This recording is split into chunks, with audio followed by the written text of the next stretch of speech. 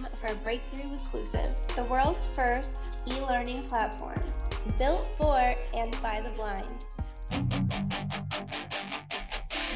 Welcome to a fireside chat with Clusiv founder and CEO Lukas Simianer and Israel. You got it. From Israel, you got it. Just the one fucking name, just like Cher, Madonna. You name it. Awesome. Well, Israel, tell us what you do really quickly. Dude, I'm from Milwaukee, Wisconsin, by proxy, from Texas originally, Houston, Texas. Fan of the Astros. If you give me any trash can jokes, I'll kick your ass because we're part of the trash cans and we don't care. Equals World Series ring. Don't care. So I live in Milwaukee, Wisconsin now. I've been there for 7 years. Accessibility coordinator at Beyond Vision. 501c3, dedicated to employing people that are blind, vision impaired. Basically, what my job boils down to is creating and auditing processes to make sure that they're accessible to create more employment for the blind, visually impaired. Very cool. Very, very cool. And you do like podcasting yourself, correct? Yeah, dude. I do a show called Assistive Technology Hot Corner. Again, baseball references. I started with a few guys that are radio nerds, baseball nerds, and we just love baseball. And so Hot Corner is third base. That's where a lot of the craziest freaking bouncing balls go to. So, you know, when you think about third base, you got to be on your toes. You got to be up on it. So we're all about being on the latest and greatest assistive technology gear.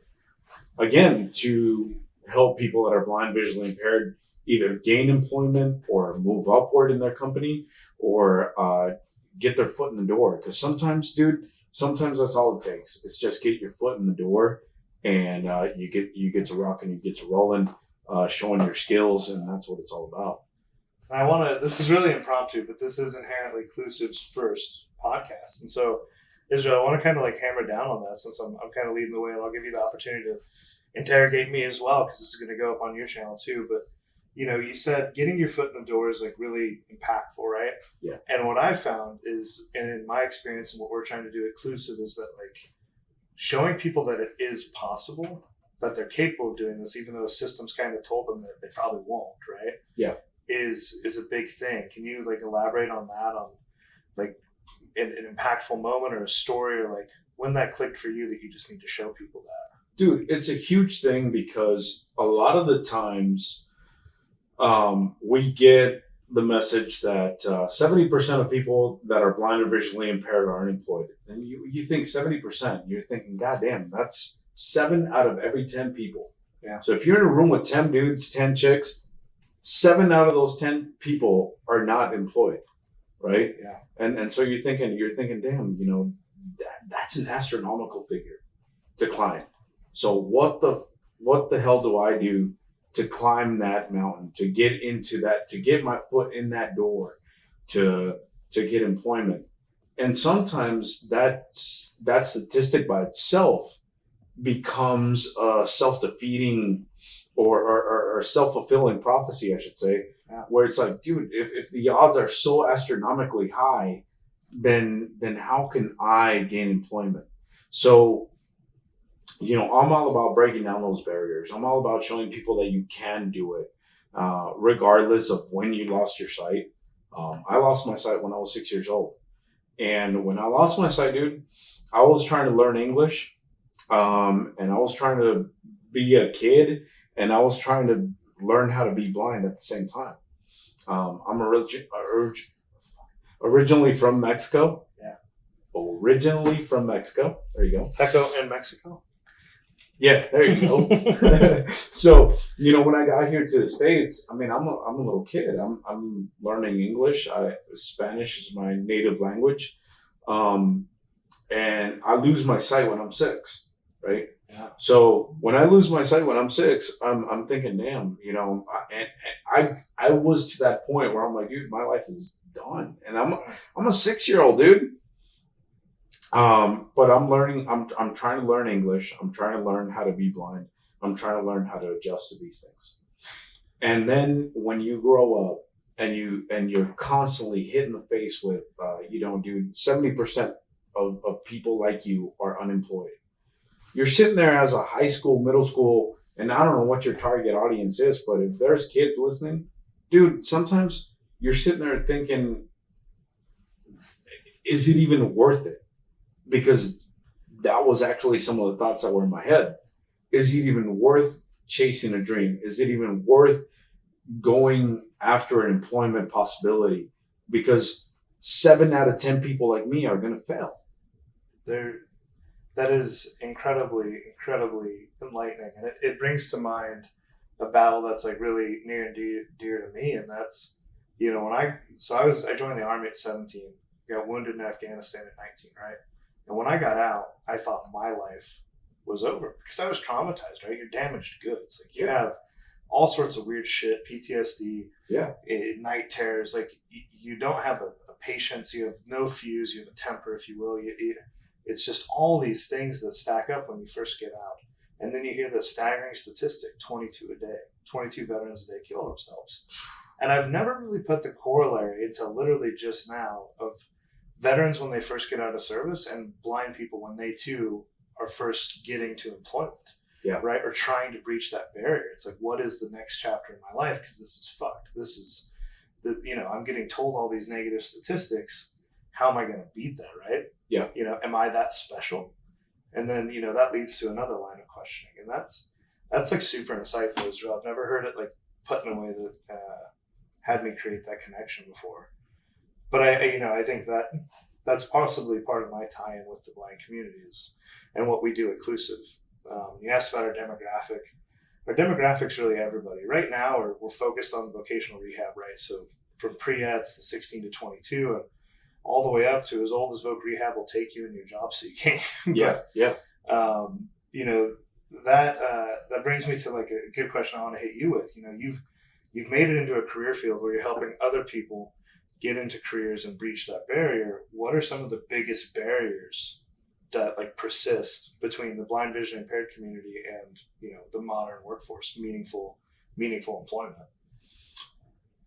In terms of, from the perspective of someone that's blind or visually impaired, I think the biggest barrier to overcome is fear. God damn it, yo. Like, seriously, overcome your fear is the biggest barrier to anything.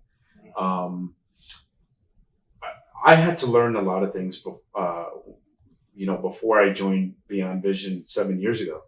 I mean, before I joined Beyond Vision 7 years ago, I was playing rock and roll. I was a drummer in a rock band. And so I lost the fear of being in front of people. You fuck up on the drum set, everybody knows, right? You can't hide that one. You can't hide that. You can't hide that. The drums, it's not a bass guitar. Right. The drums is the loudest instrument on the band. If you fuck that up, if you screw up the tempo of a song, then it's all off. Yeah. Right? So the pressure's on early on. And the biggest thing is defeat your fear. I don't care who's listening. Defeat your fear. That's what you got to do. And you got to get your foot in the door. You got to learn your skills. You got to be confident in who you are, and then step up to the plate and really, again, knock it out of the park. Because the way you present yourself to an interview, the way you show up, all of it counts. Yeah. There are folks that are blind, visually impaired that don't care about how they look. I completely and wholeheartedly disagree with that. We live in a sighted world. You have to show up looking clean. You have to show up looking the best that you can. You have to show up putting your best foot forward. Because sometimes the first thing that people are going to notice is the way you're dressed. If you match, if you don't match, then one of my favorite examples is with ladies in particular. Mm-hmm. When a girl goes to take her dog out, for example, and it's a sighted girl, takes her dog out, and she's just whatever. Her hair's a mess. She doesn't give a damn, right? She's taking her dog out, and she just does whatever. And people look at her like, okay, whatever. She's just feeling lazy. Yeah. If a blind girl does it, she can't dress. She can't take care of herself. If a blind man does it, he can't dress. He can't take care of himself. And it's that societal initial prejudice. An added layer of perception, yeah. Yes, that you have to overcome. That's so sometimes I feel like I got to be on my game even when I'm taking my dog to take a shit because people are looking at me. Yeah. And I think that ties in too. Like on that, I've noticed that, and not just in the blind visually impaired community, but in general, I think that it's kind of an age thing at some point, right? Because it starts when you're like, what, like 25, 23 maybe, and you're like, I don't give a shit. I'm going to wear gym, well, I mean, right now I'm wearing gym shorts and a t-shirt, but it's also 9:30 on a conference week. But in general, like people stop caring about their appearances as some sort of like disobedience or like defiance to the system, and they get over it, right? Because social norms kind of force that to like grow. If you want to be professional, you want to be in a professional position, you need to act and present a certain way. But I think that with the BVI community, there's a lack of feedback group, right? Right. Because people are scared to say something to them, right? And I think that's something I really want to talk with you about. Something I've experienced at NFB is like, you know, a lot of organizations and people, will address the blind community differently. But at NFB, it's been the most frank that I've ever encountered, right? People don't want to be babied. They don't want you to treat them special. They're just another human. Yeah, they have a white cane, right? Can you elaborate on some of that for me, on like the differences, the preferences, the thoughts, for people that are listening that are employers or work with someone who's blind and maybe they're unsure how to build that relationship up? There's a lot there. Yeah, I know. I gave you a mountain there is a lot there. You know what? But the cool thing about it is that people with disabilities, people with blindness are people. You are a person. Mm-hmm. That's why we use people first language. Yeah. It's people who are blind, not blind people. Yeah. Because it's not the disability that defines you. It's your person. You are a person first. And I think that's important. And when you're a person, you're gonna find ways to express yourself. Yes, you got to be professional. Yes, you got to show up looking a certain way to an interview. To again put your best foot forward. But at the end of the day, you are a person that gets to go home with your disability. I work in an environment where I work side by side with atypically sighted people. And my coworkers who are atypically sighted get to turn off blindness at 4:30 and 5 o'clock. They turn it off. And what I mean by that is that they don't live that life. They don't have to go home continuing to be blind. I do. Yeah. I have to go home, and you know what? When I get home, I'm still blind. Yeah. It's not like I can see all of a sudden. That doesn't change for me. So what I'm getting at is, again, it's understanding where the blind person is at, where you're at. If you're a blind person listening, understand who you are, and understand that atypically sighted, or typically sighted people, I should say, may not necessarily understand exactly where you are because they don't live your life. I had many Uber drivers tell me that if they were in my situation, they'd go home and blow their brains out. And I hate to get serious here, but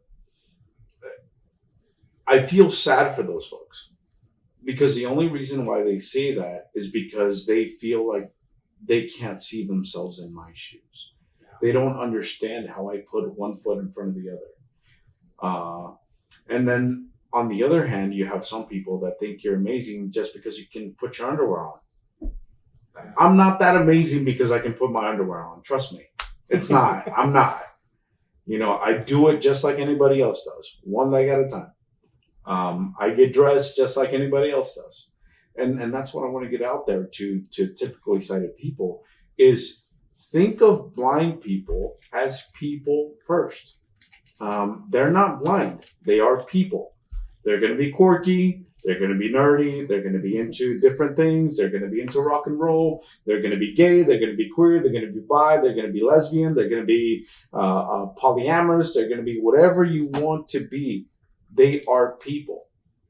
And that's the message I got to get out there to anyone working in an integrated environment with blind or visually impaired people. They are people. They experience life the way you do. We just do it without sight. And that is like some incredibly powerful stuff, Israel. So thank you for sharing that. I think that that's a beautiful way of stating my like raw and less beautiful, message to people, which is don't be scared. For sighted people, right?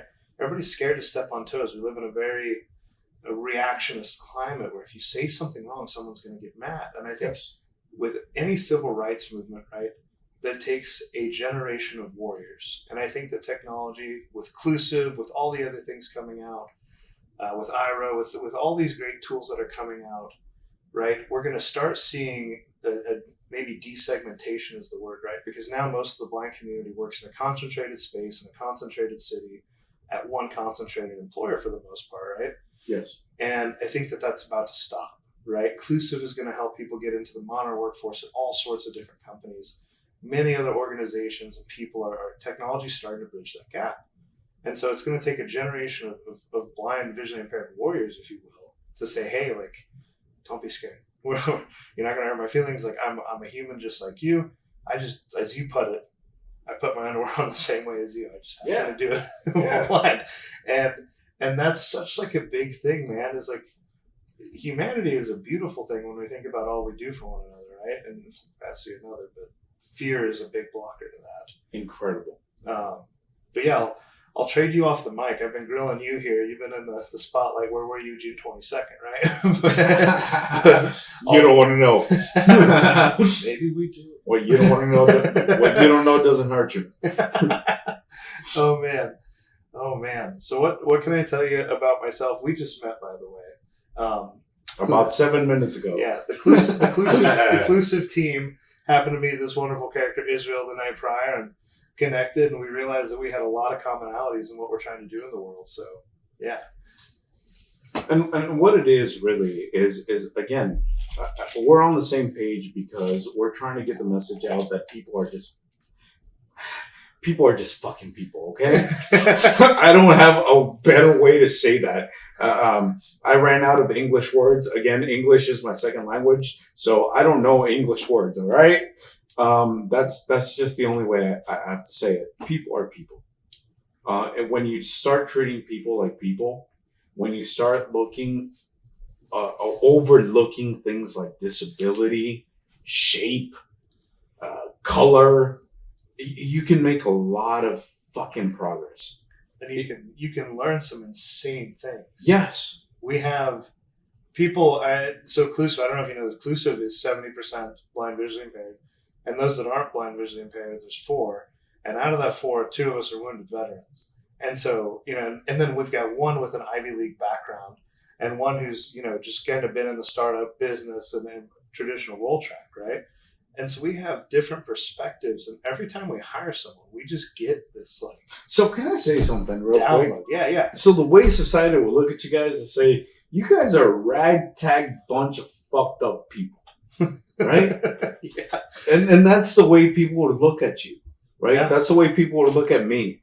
Mm. But I'm not. I'm a person. Again, it's all about but then again, I don't allow people to attach labels to me. Yeah. Right? Yeah. So you can call me fucked up. Fine. That's not going to hurt me. Your label doesn't attach to me. I'm a person first. Yeah. I understand my worth. I understand what I bring to society. My job is to help people become employed. And this is where Clusiv and I kind of cross paths here, because we are in kind of the same game here. Yeah.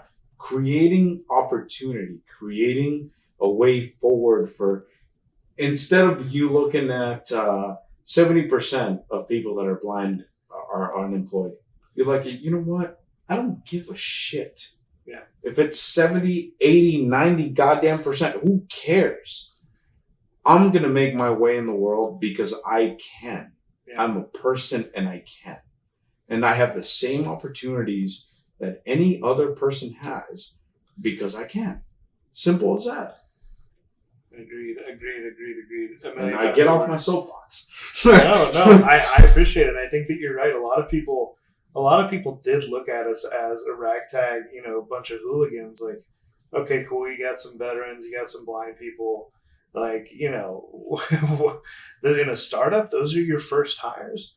But it's insane. Every time we hire, a blind or visually impaired person from wherever across the country, right? We get this download of information about their lived experience, and they bring that to the team, and it helps us create this better product. And the thing that I think I really want to tell and what we're trying to create across the world is that this doesn't just apply to products for the blind. This applies to every product, right? Yeah. Like if every company out there with an engineering team, if they had one blind person in product and one blind person per team doing QA on like the updates on every feature that they created, right? Essentially every line of code that goes to production.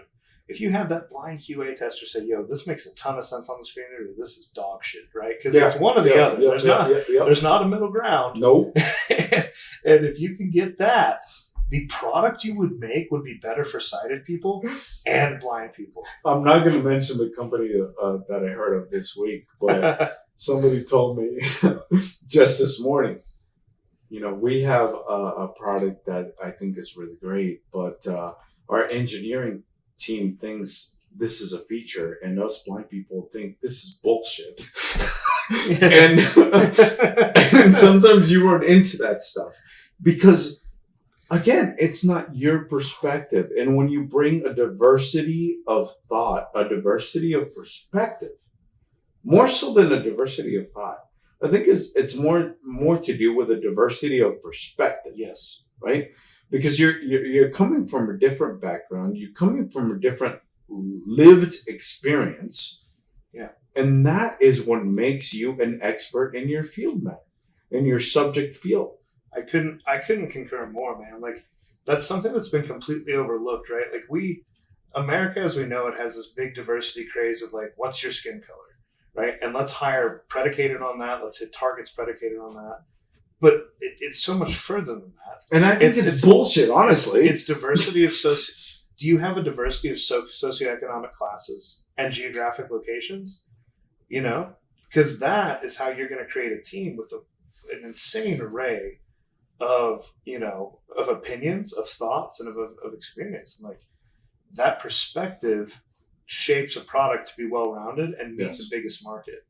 So one of the things I do is user experience surveys for websites. Have you done Clusiv? I haven't. And No, some of the data that we have gathered is, again, we are looking for the perspective of your end user. Yeah. I don't care what your code says. I don't care if you could have 100% lines of code, 100% tested for accessibility. Yeah. But if you're not getting feedback from your audience, if you're not getting feedback from your target audience, then it doesn't really matter. Agreed. It doesn't really matter.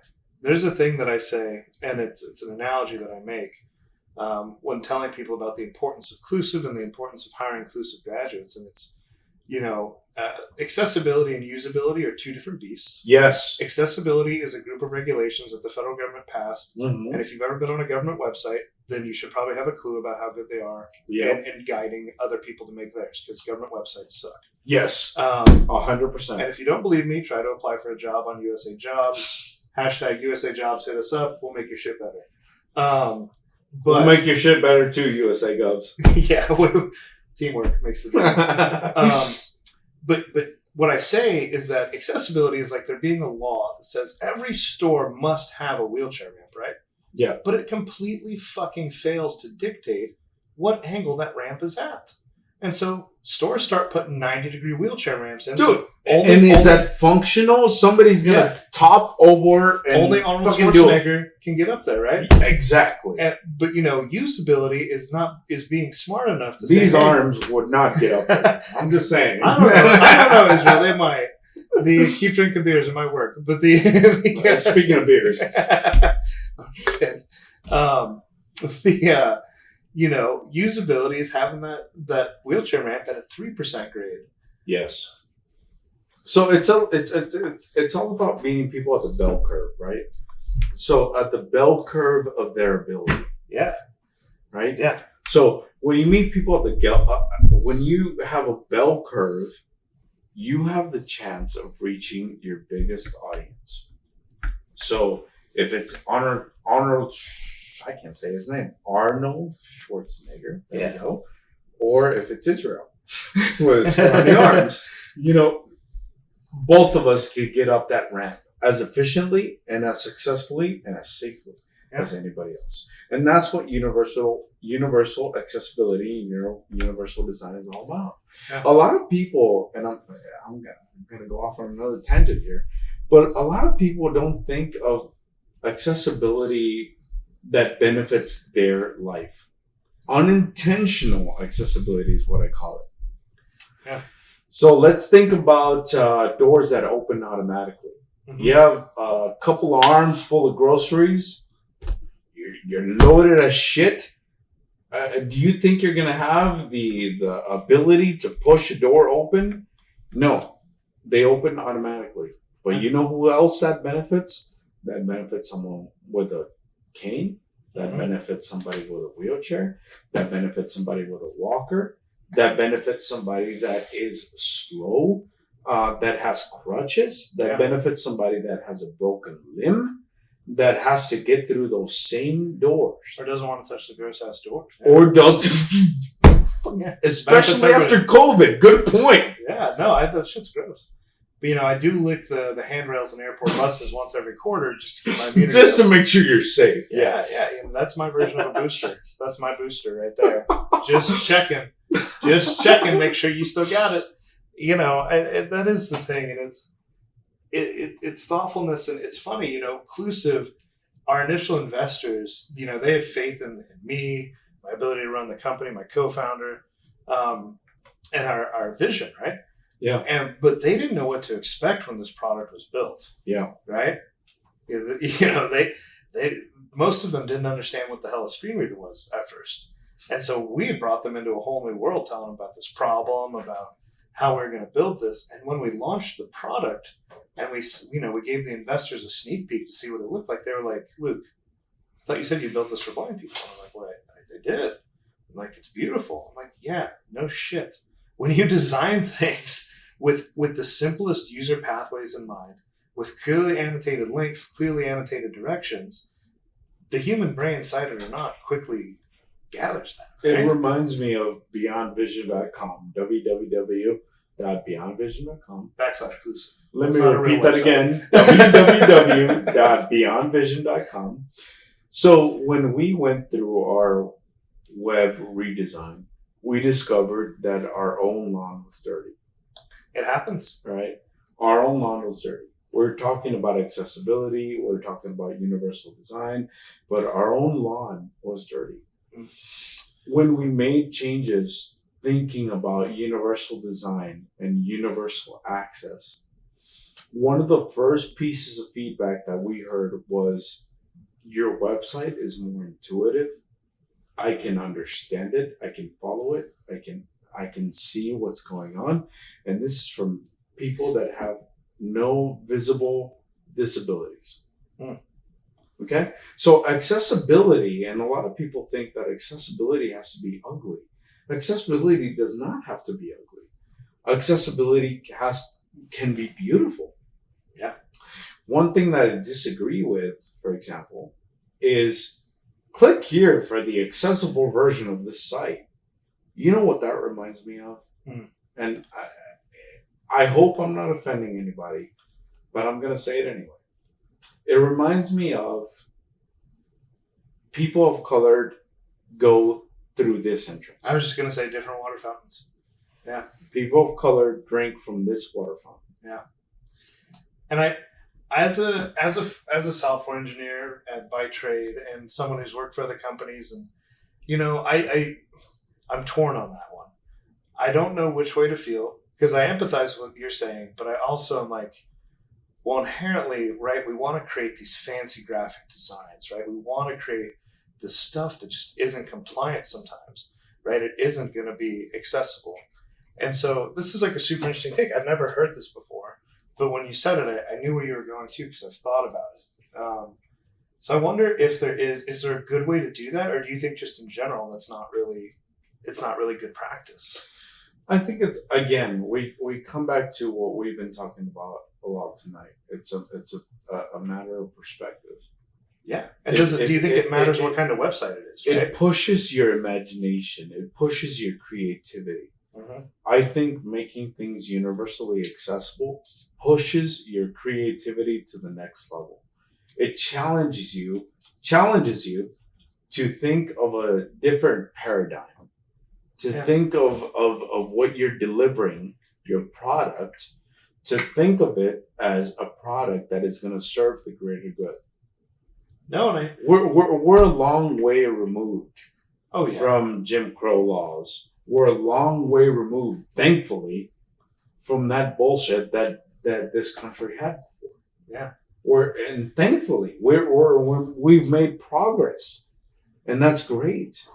But sometimes, what hurts my heart, and people don't think about it, is that people that are in a wheelchair still have to enter through the back of a building by the fucking trash can. Yeah. Because there's no ramps available for them in the front. So what if there's a person in a wheelchair that is with a group of friends that are not in wheelchairs? Their friends go into the front and the person in the wheelchair goes in the back. Yeah. That's wrong. That's wrong. That shouldn't be that. Yeah. They are people. We are people. People with disabilities are people. And I'm going to harp on that till the day I drop dead. No, and I think that you should. I think that that's a huge point. And I mean, this is even a learning point for me, right? Where, and you mainly see this on like car websites or super technology centered, websites, where they'll have like an iframe and that'll have some crazy JavaScript, right? Like, I'm not calling anyone, I can't say company names, probably shouldn't, but like big car manufacturer that's sexy Italian and intends to paint their cars red. I go to their website often because I like looking at those cars, right? Yeah. But the first thing you come to is, a spinning red car. And it's like, that's, the description on it is nothing. It just says like, JavaScript image or like what, I forget what the frame tag is, but, and it's like, even that, if you went the extra mile to say, hey, give it a beautiful description, right? I think that, for example, this chair you're sitting in Israel, I think that e-commerce has a long way to go in like the way they do descriptions too. Like, instead of saying this is a chair, you want to buy a chair, or saying it's a white striped chair, they should say it's a white striped chair with blue accent stripes and, I don't know what you call it, gray stitching, right? Like, they should give like a beautiful description because they're missing out on a huge market, right? And I'll point this out too. Going back to the red manufacturer of that or blue or fast. black. You don't know who we're talking about. No. So let's say I'm somebody with a light sensibility that I can see, but your spinning red vehicle triggers a seizure for me. Can we pause and think about that person? Yeah. And that's the thing is there's everything in this world, like from a company standpoint, right? How this is viewed is it's an edge case thing. Like, oh, well, there's like 2 epileptic people that happen to look at this website, right?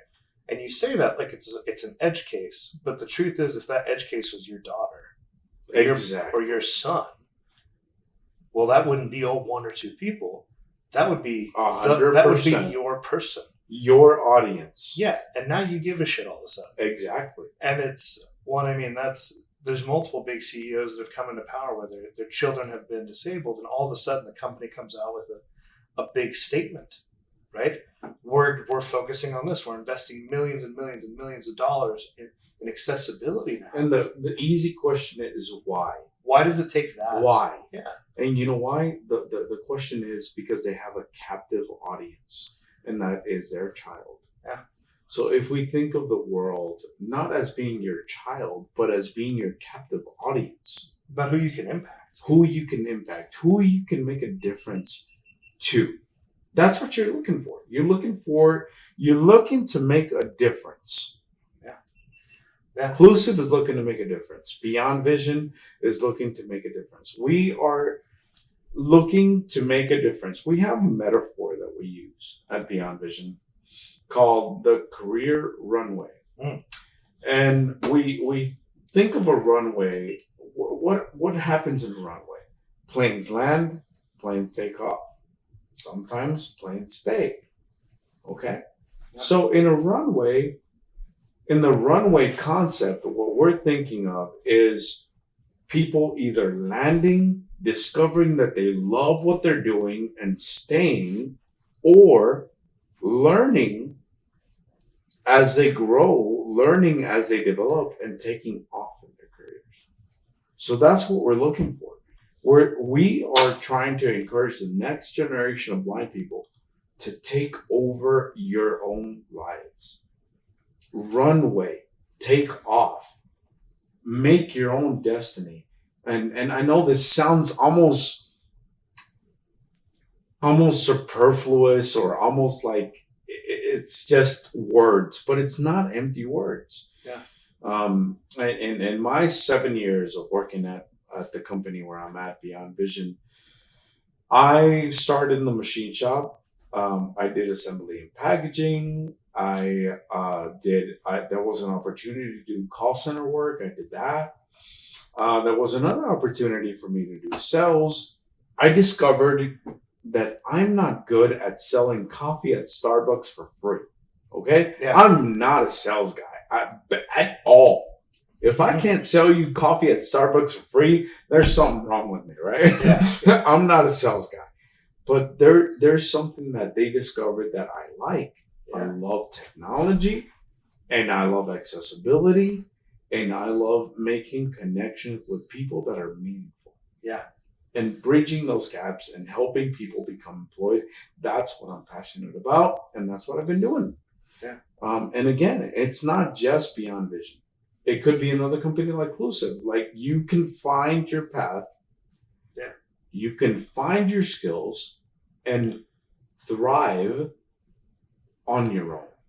Agreed. And I think, in kind of a closing sentiment here, what I want to put out is and I'd love your take on this too, but I really and truly firmly in my heart of hearts believe that we need a generation of blind individuals that are willing to be the warriors that break these societal norms. And I think that that's ultimately what our country's been founded on, right? Is doing what's right. When something is wrong and it exists for a long enough time, we fix it, right? Yes. It's not instant. We still have things to work on, right? Yes. But we've, evolved and grown and progressed and gotten better and better and better and better and better. And even on the darkest days in America where it feels like perhaps we're regressing sometimes, the truth is, statistically, we are getting better than we ever have been before. Yes. And how do we cultivate that? And that's what Clusiv's trying to do. And so, my message to everybody out there is, if you are a blind, vision impaired individual looking for training to get in the modern workforce, that's one way where we can help. If we're not in your state, we'll figure it out and make it happen.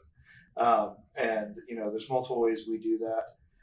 And I'll let Israel close this out on his end with once again, your company, where they can find you. You can follow us at clusiv.io. That's our website. All the social media is on there. And Clusiv Inc. is our tag throughout Twitter, Instagram, and everything else. So, yeah, and you guys can find us at www.beyondvision.com. We're also on YouTube, Instagram, Twitter, and Facebook. My podcast is athotcorner.com. That's athotcorner.com. You can also email us at athotcorner.com. You can join us on the third Thursday of every month. We have a live show that we record all we want to do is put the tools in your hands. That's our goal. Our goal is to give you the tools to succeed on your own. Whether you meet the CEO of Clusiv, or whether you meet the CEO of Beyond Vision, or whether you meet the CEO of Apple or Microsoft, we want to make you get your foot in the door. And not only get your foot in the door, but kick the fucking door down, all right? Kick it down. Get in. Get employed. Get hired. That's what we're all about. Make that money and build your dream, folks. Well, Israel, it's been a pleasure, man. This has been a blast. Last thing, this can be edited out. I wanted to talk a little bit about the future T-shirt collaboration Clusiv and Israel are going to be having here. If you want to buy one, email us at T-shirt contest? Adam at Clusiv.io. It's our marketing guy filming this. So the shirt's going to say, we're going to figure out some sort of collaboration with design, maybe AT Hot Corner logo, inclusive logo mashup or something like that. And it's going to say, what's it going to say, Israel? Let the people know. Kick the fucking door down. And on the back, it's going to say, if you can read the Braille on my man-thong, you're too close. Absolutely. Copyrighted by Israel. Trademark, copyright, 2022. Oh, man. All right. It's been fun. Thank you so much for having me, guys.